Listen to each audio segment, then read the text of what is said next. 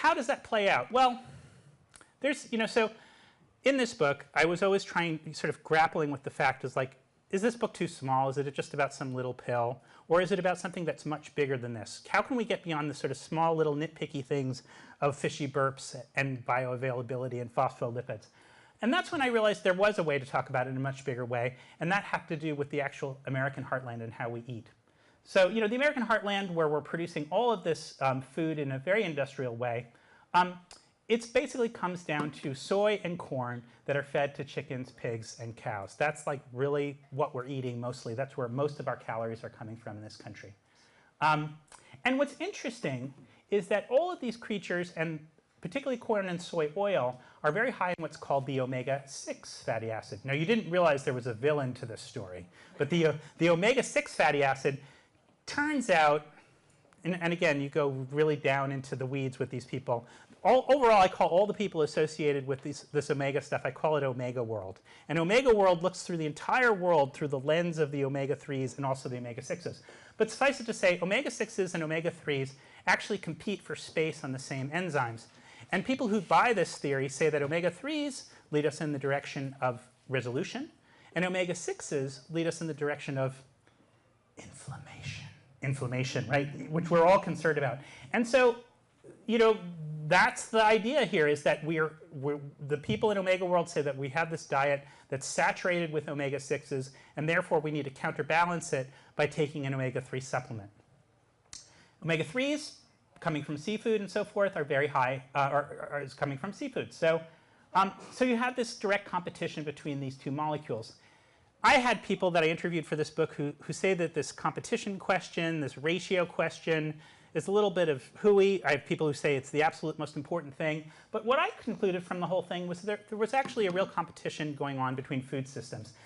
So you really have an omega-3 America versus an omega-6 America. What does that look like? Electoral map to some degree. It's a little bit of a joke, but suffice it to say that there is an actual competition going on between these two food systems, one that I believe is inherently healthier and one that I believe leads us down towards negative health outcomes.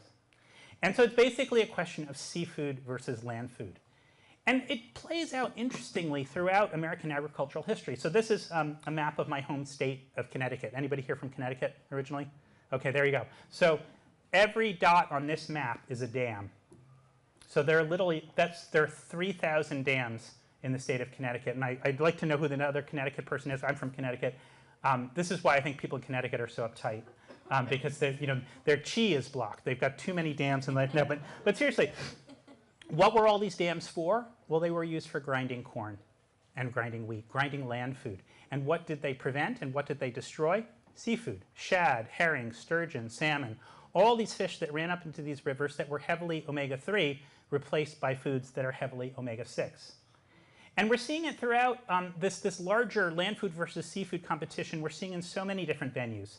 Like, for example, this is, I took this picture while I was working, this picture was taken while I was working on a story about the Mississippi. So that giant pile there is fertilizer, nitrate fertilizer, and those are little people at the bottom. So, and interestingly, you know where I took this photo? Walnut Grove, Minnesota, where Little House on the Prairie takes place. And I would say if Pa could see that, boy, he would give you a whooping. So all of this nitrate fertilizer, which is washing down the Mississippi, which causes algal blooms and eventually causes dead zones. And so like last year, we had the largest dead zone in the history of people recording this. It was the size of the state of New Jersey. And we also have it right here in Florida, where we have land food directly competing with seafood. We have the sugar industry that is refusing to really, or that is very actively lobbying against controls on pollution runoff. And I took this picture just now flying over into Miami. Just the amount of water that is repurposed and used that really should be running into the Everglades, that really should be supporting fish nurseries, that's being directed towards land food agriculture. And most recently, I'm sure you're all aware of what's going on Sanibel and around Florida, these huge fish kills that are being caused by red tides. The science on these red tides are complicated, but I talked to enough algae scientists to reach the conclusion that excessive amounts of fertilizer and sewage going into the systems changes the composition of algae. Algae that tend towards this red tide direction seem to favor these high nitrate situations. So I feel pretty comfortable saying that if we're trying to address this red tide issue, we got to look upstream, and we have to think about the way that land food is affecting seafood.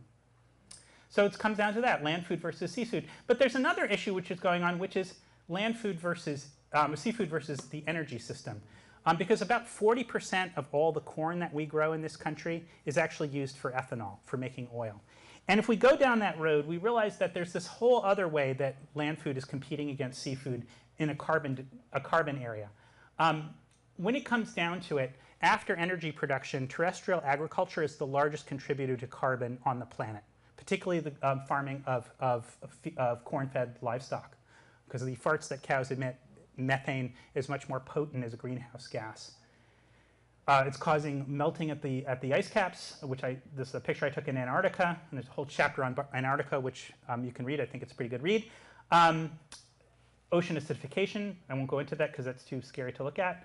But suffice it to say is that on a planktonic level, remember when we were talking about the very bottom levels of the way the ocean works, if we continue along our current path, we're going to go from a diverse, interdependent system of complex life into what's called a microbial loop, where you just have bacteria consuming phytoplankton, phytoplankton blooms, it dies, bacteria consumes that, and it just goes around and around, and we never get to higher life. Now that's a really serious doomsday scenario, and I'm not saying that that's definitely where we've had it, and we've certainly had very high levels of carbon dioxide in the atmosphere in earlier periods, but it doesn't, the current system, the current ocean that we love depends on a certain concentration of carbon dioxide in the environment.